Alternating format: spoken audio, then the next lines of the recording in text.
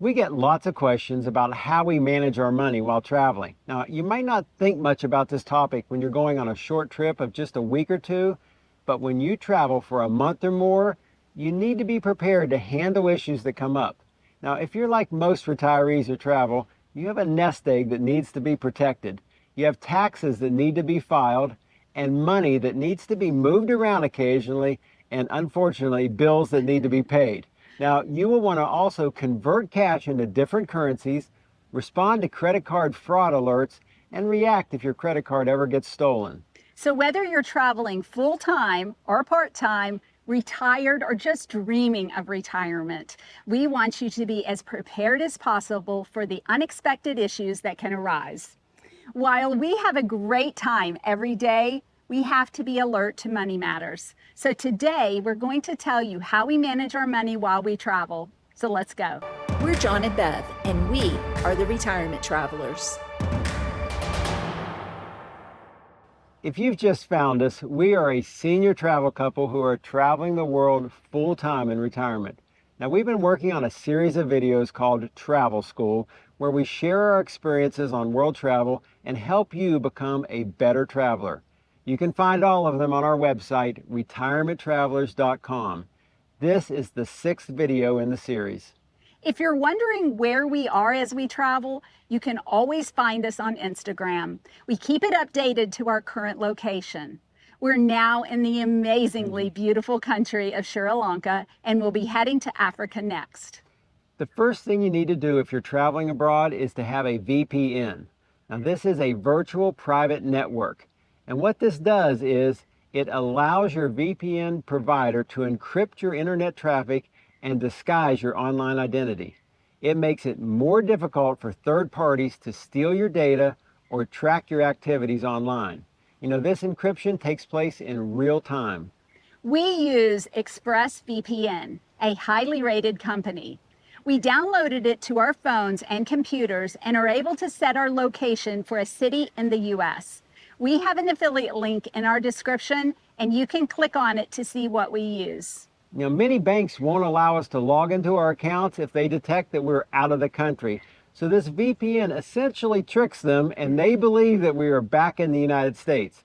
With a VPN, we're able to work through all the two-factor authorizations. Now, we rarely watch TV, but it does allow us to log into internet streaming services if we want to watch one of our favorite shows or movie. This was really important when I wanted to watch the Super Bowl at like 5:30 in the morning a few Sundays ago. We know that this is the first step in banking abroad. Our bank will block us if we don't have it turned on. Now, once we turn it on, we're back in business. You might ask, why don't you just keep it on all the time?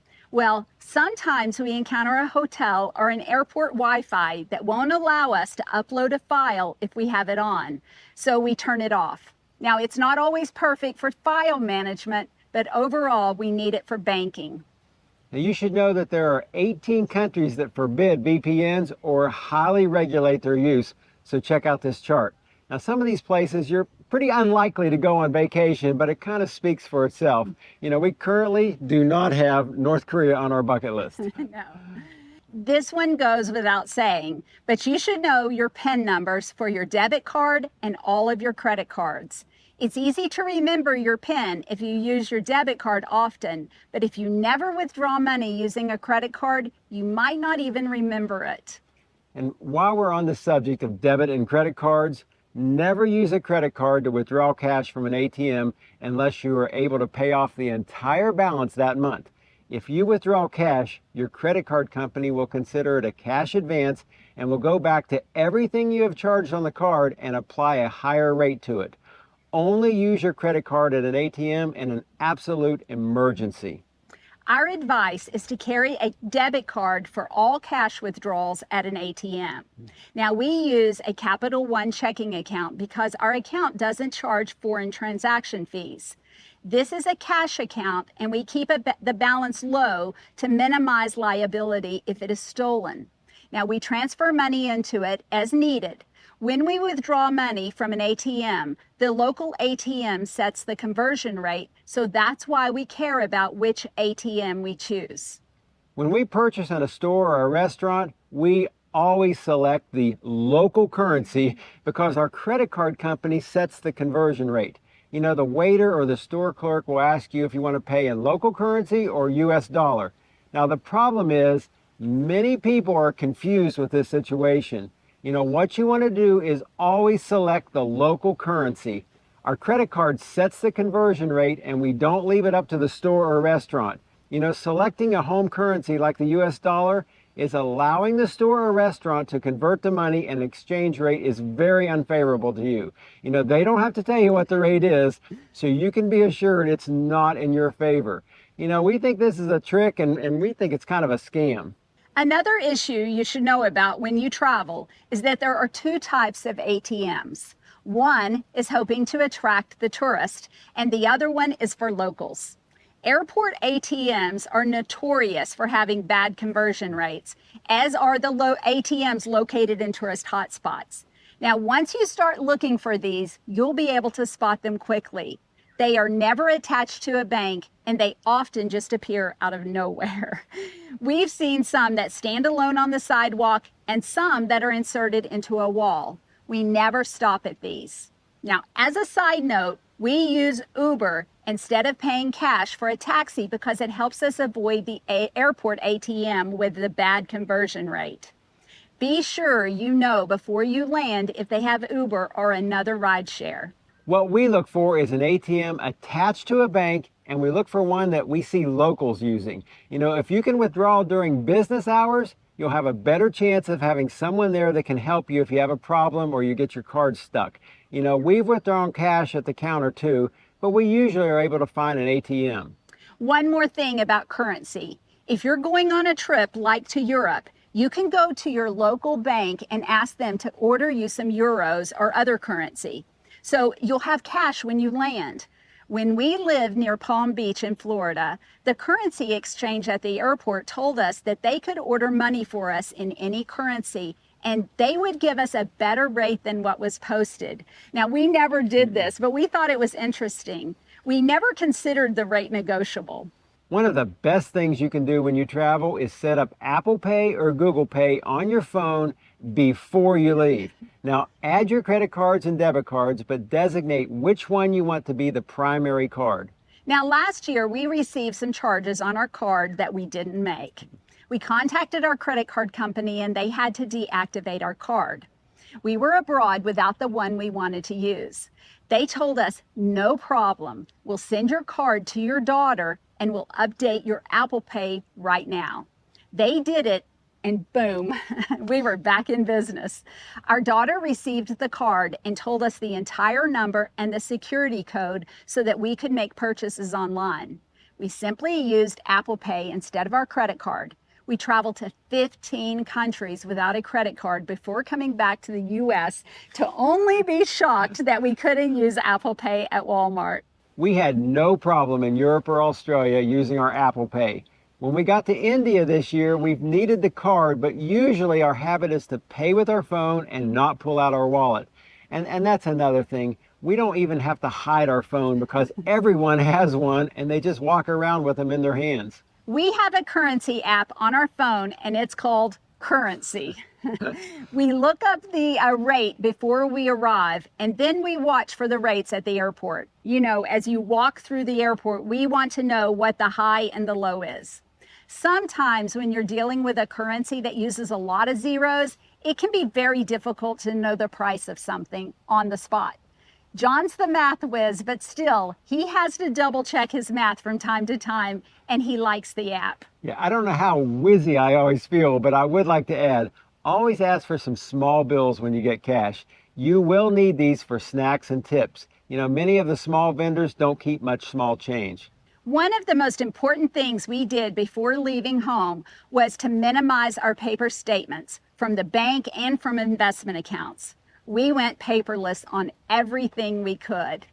It goes without saying, get familiar with your online banking platform, and if you have any problems, work it out before you leave home. We've been doing online banking for about 25 years. Now, this is the only way we have to send a check. We do not carry a checkbook with us and have never needed one. Occasionally, we've sent money to someone on Venmo, And we also set up our PayPal and Western Union. Our bank and all of our credit cards are supported on Quicken, so we use this software to keep our accounting. Now, we have an accountant back home who does our taxes, and we have set up a signature on our computers so that we can sign our tax returns. You know, it has never been difficult for us to handle banking, credit cards, or taxes because we've prepared ahead of time. We should probably add that we'll have another class on travel credit cards in the next few weeks. Learning about points and how to best select a card is a video all its own, so stay tuned for that. One of the important things that pertains to our finances is our mailing service.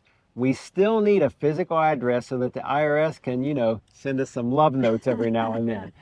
As you know, we don't have a home, so we use a mail service called myrvmail.com. This was a service that we used during our RV days, and we really like it. We'll leave a link below so that you can check them out. It's located in Florida, so we didn't have to change our residency. But a lot of people who live in high tax states that don't have a home like to register in states with no income tax. A lot of RVers use South Dakota, Tennessee, or one of the many other tax-free states. The way this works is that you set up an account with them and they give you a mailbox. Your mail goes to them and they send you an email with a picture of the piece of mail. You can have them hold it, open and scan it. They can forward it or even shred it.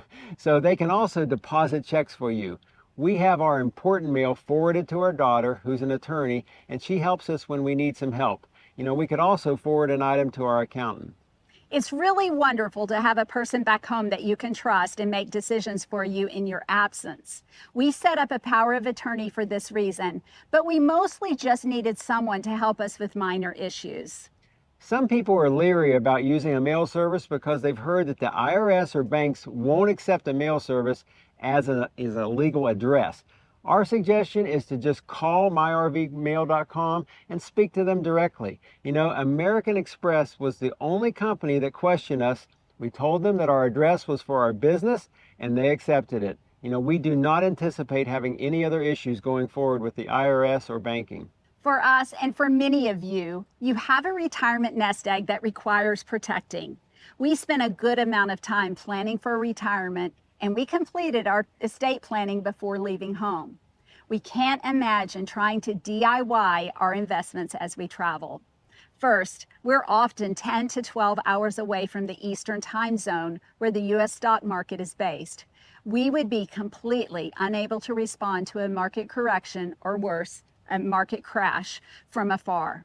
Now, we worked too hard to save our money over the years to not take the best care of it. For us, the only answer was to find a financial advisor that we trusted, and we found that with URS Advisory. Now, Julia and Eric are like kids to us. We love them dearly, and they are completely devoted. They will schedule a video call if we're unable to come in for a conference or review, and they have jumped through hoops to help us with other matters. There's very little we could do to manage our own funds from afar, and we rest easy knowing that we've agreed to a plan and they are seeing it through. They have also set up a secure vault, which is a virtual cloud, to back up all of our important documents. We can see this no matter where we are in the world. If you're looking for someone to help you with money, reach out to them. We'll leave a link below.